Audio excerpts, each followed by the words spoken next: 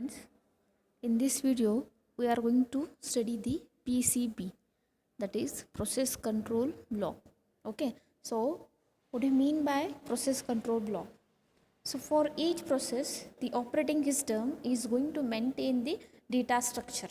Okay, so for each process the OS is going to maintain the data structure. So that data structure is going to keep the complete information about that process. Okay, so for each process the operating system is going to maintain the data structure, and that data structure is going to store, or it is going to keep the information regarding the process. So that record or that data structure is nothing but the process control block.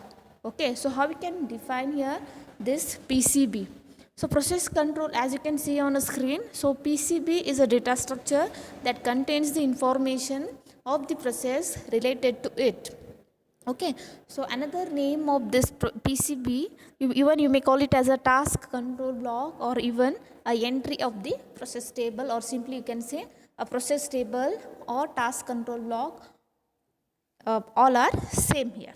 Okay, so now in exam what they will ask, you have to explain in detail PCB with diagram. So what is the diagram of this PCB here?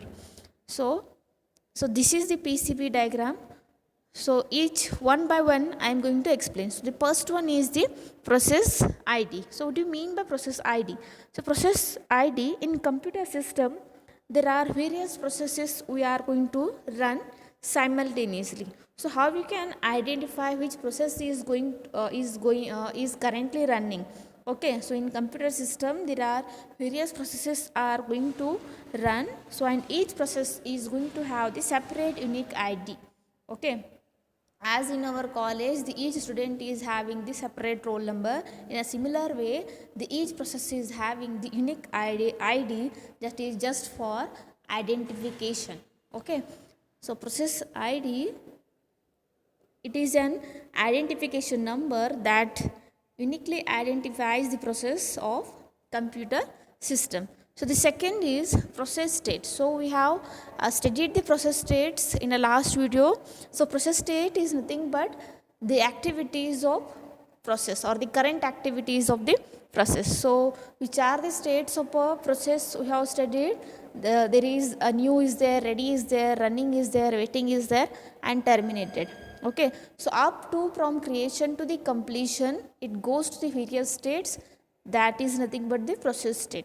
So the third is the program counter. So program counter is nothing but it indicates the next instruction to be executed by its the program counter is nothing but it indicates the address of the next instruction that is to be executed for that process by the processor or by processor. Okay, or by CPU. The program counter indicates the address of the next instruction to be executed for that process by our CPU. Clear? So next is register information. So the register means what?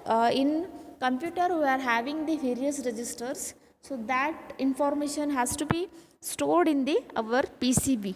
Okay, so the these registers may vary in number and even the type according to our computer architecture. So which are the registers are going to be used in our operating system? It may be accumulators, it may be a index register, or it may be stack pointers, or it may be a general purpose registers. Okay, so next is scheduling information. So scheduling information means what? So we know that in our operating system there are various processes are going to be, we may run various processes in our computer. So if all processes are ready for the same time, then how you can decide which process is going to be run first? Okay, so according to some priority based, we are going to run our processes. Okay, So it includes, so in scheduling information, it includes the process priority, okay, and scheduling algorithms. Okay, so this scheduling algorithms we are going to study in the in our second unit only. Clear? So scheduling information is what here, what I told, there are various processes are going to be run in our system. So if all the processes are ready at the same time, then how we can decide which process is going to be run first? So for that we have to set the priority, so that information is all again stored in the process, that is PCB. So next is the memory information. So how you can store the various processes in our operating system. So in memory management information, it includes the various page tables, segment tables, and the value of base and registers depending on the our operating system. Okay, so this memory related, these page tables and segment tables, again we are going to discuss in our fourth unit. There we'll see in detail. Clear? So next is the accounting information. So it stores the details related to CPU utilization and execution time of a process. So accounting information is what here? The process, the currently running process is how much it is going to utilize our CPU and how much time it is going to take for the execution. So that detail is going to be again stored by PCB. And at the end, status of our input output devices, or input output status information also you may call it.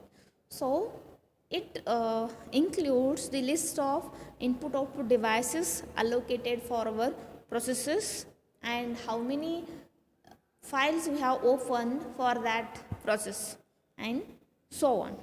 Clear? So this at the end, status information includes the how many input devices has been allocated for our process and how many files we have opened for our current process. Clear? So this is the PCB. So in exam they will ask in detail explain the PCB with a diagram. So this diagram you need to explain. Firstly you need to define the definition of a process, PCB, and then draw the diagram, and one by one you need to explain. Clear? So this is how you are going to explain the PCB. Thank you.